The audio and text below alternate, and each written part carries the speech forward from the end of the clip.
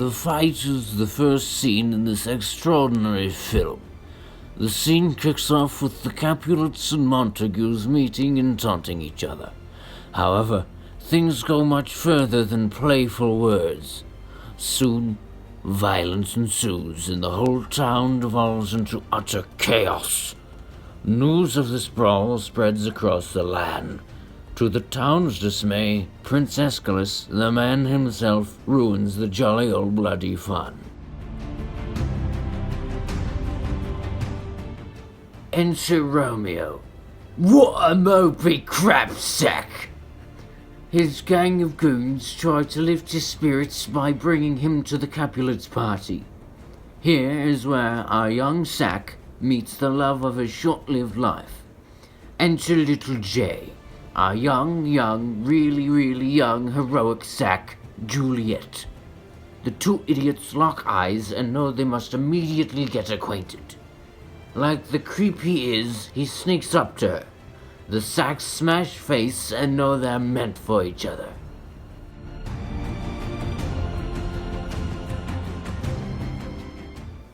Here's where things get creepy. Creepier, that is. Romeo becomes so infatuated with the young girl, he quite literally stalks her. With the cover of night and hidden in her father's luscious orchard, he listens to little Jay's proclamation of love. When he decides he cannot hold in his outbursting affection, he makes his presence known. This, in turn, frightens the lonely sack. The creep himself tries to convince poor Juliet that he has no devious plans. Stupidly, Juliet believes the stalker's claims. When all is said and done, she comes to a consensus. This must be Romeo. Indeed, Juliet, indeed. When the two sacks meet again, they engage in another slobbery makeout session, thus intensifying the blooming and illegal relationship.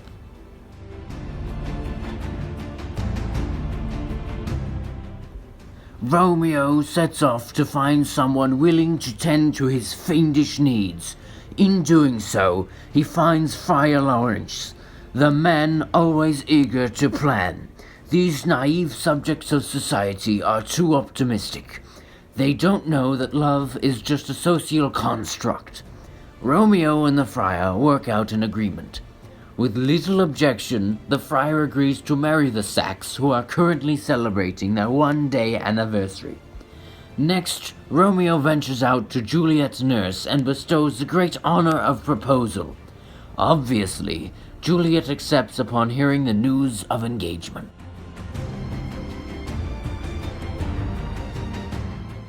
The nurse, approaches hastily. Juliet is eager to hear the news. Really eager.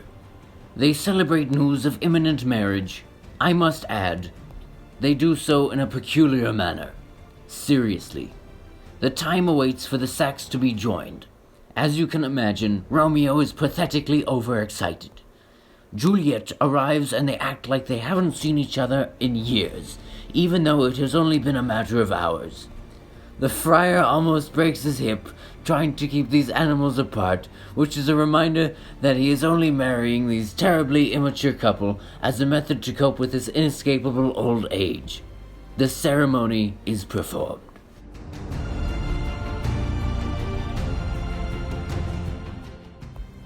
As Romeo and his chums are gleefully perusing the town, Tybalt appears.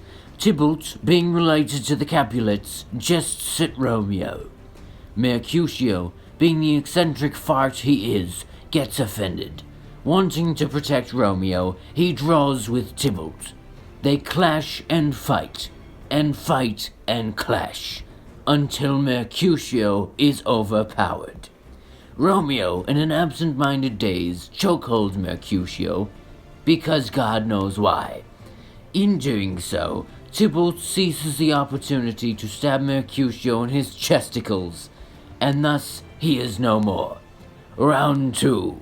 Romeo, for once, springs into action, jousts with him, then tumbles with Tybalt, and Tybalt tumbles with him. Eventually, when the hot, sweaty men are seemingly done, Romeo pokes at Tybalt's nipples, leading to his downfall.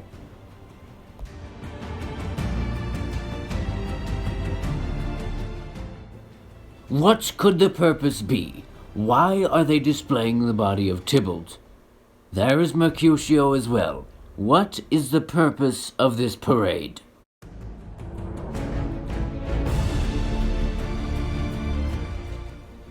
After news of the clash between dear Tybalt, Nurse must tell little Jay of her cousin's demise.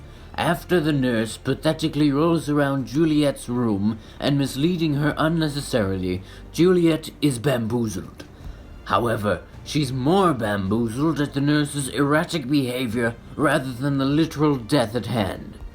Then she consoles the nurse and smooths things over with Romeo, promptly sending her on a mission to Friar Lawrence's.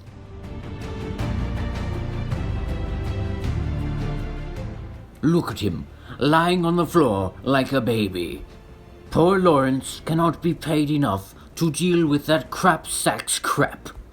The nurse appears suddenly and beholds a sight of a mopey, married, murderous madman. The nurse boldly calls out the cowardly crap sack. Romeo tries to end himself, and the friar is outraged. How could Romeo be so entitled? He devotes his life to little Jay and then tries to abandon her. Lawrence fills with rage. Thus far, he has been supportive of Romeo's idiocracy, but now he's flipped. The nurse joins in to berate him and put him in his place. It is a successful endeavor as he is motivated to leave the priest's basement.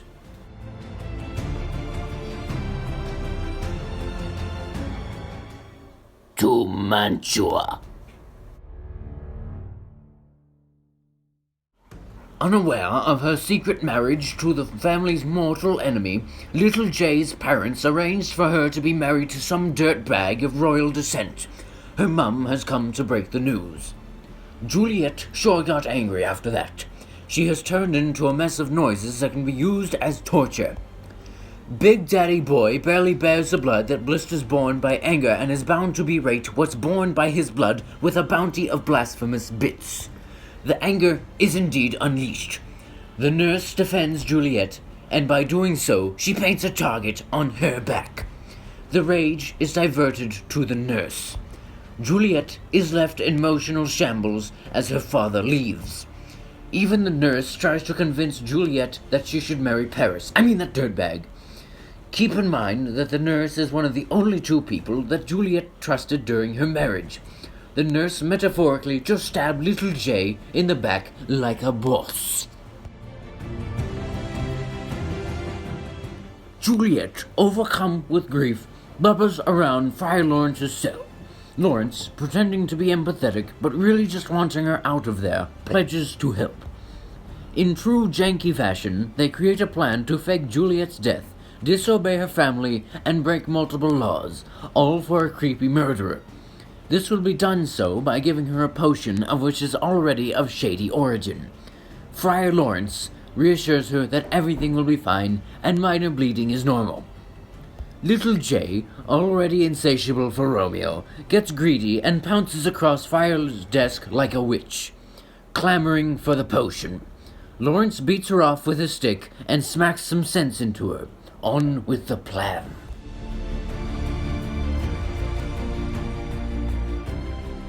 Uh-oh, looks like Juliet has died. Or has she? In fact, it's just Lawrence's devious plan working perfectly. After causing the only people that have ever loved her to pain and anguish, they hold a funeral for little Jay. The turnout was amazing, and one guest was Romeo's spy. After she is put to rest, the spy informs Romeo of the untimely news. Overcome with grief, Romeo decides he must say goodbye one last time. One last time.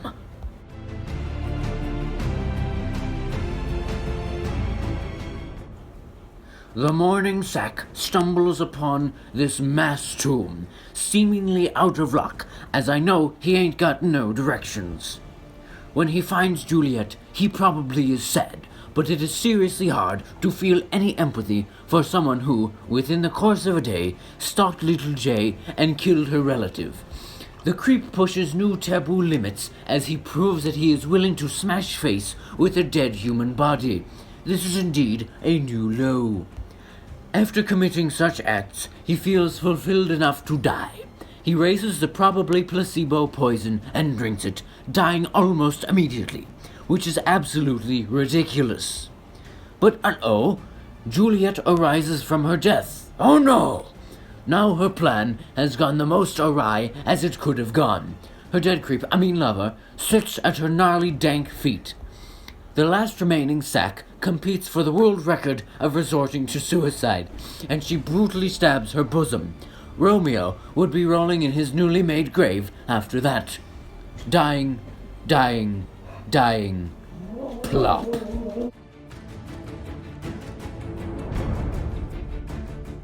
You know what time it is. Time for some floppy corpses to be presented to the prince. I'm starting to wonder what he does with these corpses. Oh look, it's the crap sacks of overdramatic origin. They got what they deserved. Then the prince proudly states the obvious. The end. Thanks, Obama.